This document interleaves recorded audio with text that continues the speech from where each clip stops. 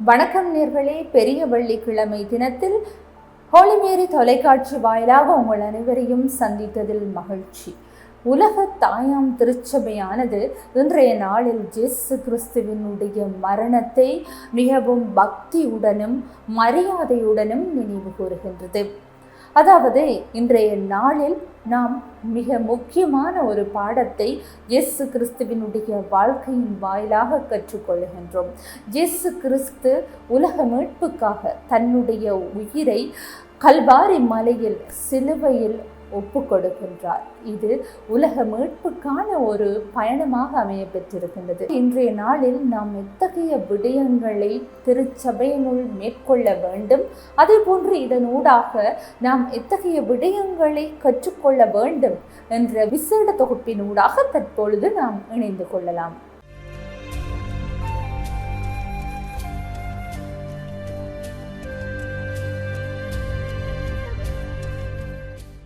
இயேசு கிறிஸ்து சிலுவையில் அறையப்பட்டு கல்வாரி மலையில் தன்னை அர்ப்பணித்த நாளாக அமைந்திருக்கின்றது. முழு உலக மனித குலத்தின் பாவங்களை மீட்பதற்காகவே இயேசு கிறிஸ்து தன்னுடைய உயிரை சிலுவை அடியில் ஒப்பு கொடுக்கின்றார்.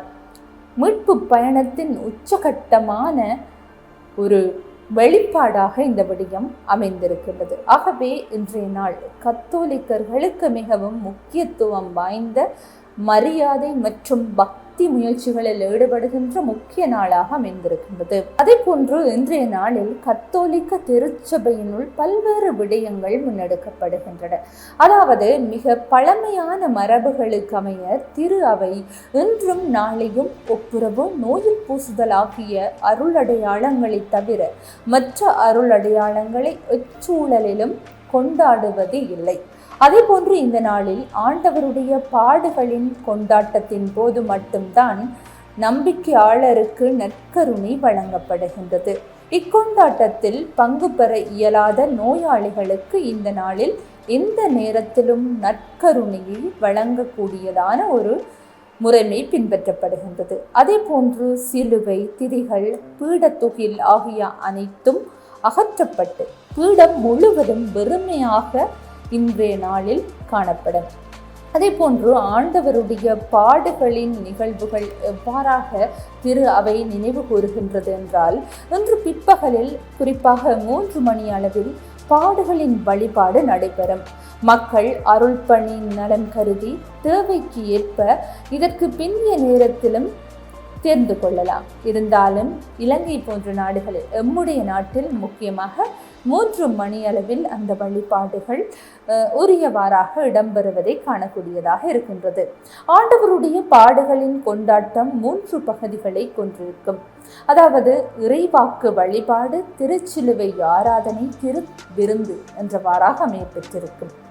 நேர்களே, கத்தோலிக்க திருச்சபையினுள் எவ்வாறான சடங்குகள் இன்றைய நாளில் முன்னெடுக்கப்படுகின்றன என்பது தொடர்பில் உங்களுக்கு தெளிவுபடுத்தி இருந்தோம். இப்பொழுது இயேசு கிறிஸ்துவினுடைய இந்த சிலுவை மரணத்தினூடாக கத்தோலிக்கர்கள் எத்தகைய படிப்பினைகளை தம்முடைய வாழ்க்கைக்கு இயேசு கிறிஸ்துவினுடைய மரணத்தினூடாக பெற்றுக்கொள்ள வேண்டும் என்று பார்ப்போமா?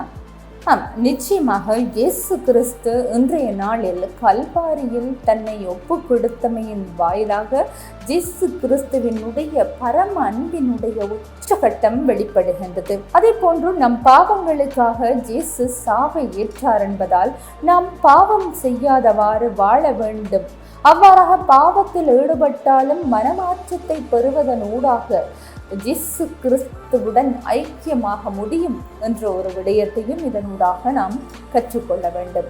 அதே போன்று இயேசு எதையும் எதிர்பார்க்காமல், எந்தவித எதிர்பார்ப்புகளும் இன்றி சிலுவை சாவை ஏற்றமையின் ஊடாக நாமும் வாழ்வின் துன்பங்களை சுமையாக, அதாவது சுகமாக ஏற்க பழக வேண்டும்.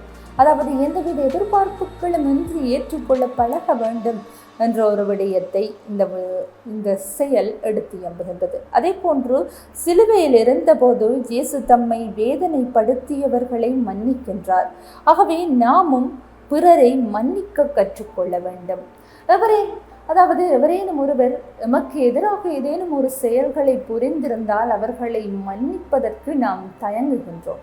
அவ்வாறு இல்லாது இயேசுவினுடைய இன்றைய பாடுகளின் பாதையில் அவர் விட்டு சென்ற ஒவ்வொரு விடயங்களையும் உள்வாங்கி தியாக உணர்வு, அதே போன்று தாழ்ச்சி, மன்னிக்கும் மனப்பான்மையை நாம் இன்றைய நாளினூடாக தியானிப்பது மாத்திரமல்லாது கற்றுக்கொண்டு எதிர்வரும் காலங்களில் செயற்பட வேண்டும் என்பதே கத்தோலிக்க திருச்சபையானது இந்த விடயங்களை நினைவு கூறுவதற்கு முக்கிய காரணமாக அமைந்திருக்கின்றது. அதே போன்று முக்கியமாக இன்றைய நாளில் ஜெபம், வழிபாடுகள் உள்ளடங்கலாக இயேசு கிறிஸ்துவினுடைய ஆழமான இந்த விடயங்களை நம் மனதில் இருத்தி நாமும் முழுமையான மனமாற்றத்தை பெறுவது மாத்திரமல்லாது எதிர்காலத்தில் அடுத்திருப்பவர்களுக்காகவும் பகிர்வு மற்றும் அன்பு, மனிதநேயத்துடன் வாழ வேண்டும் என்ற ஒரு அற்புதமான உணர்வுகளை புகட்டுகின்ற ஒரு நாளாக இன்றைய நாள்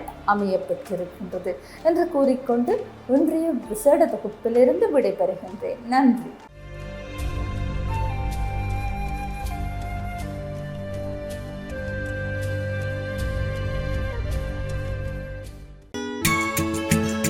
ஹோலி மேரியில் புத்தம்புது நிகழ்ச்சிகளை உடனுக்குடன் பார்த்து மகிழ எமது Facebook மற்றும் YouTube பக்கத்தை லைக் செய்யுங்கள்.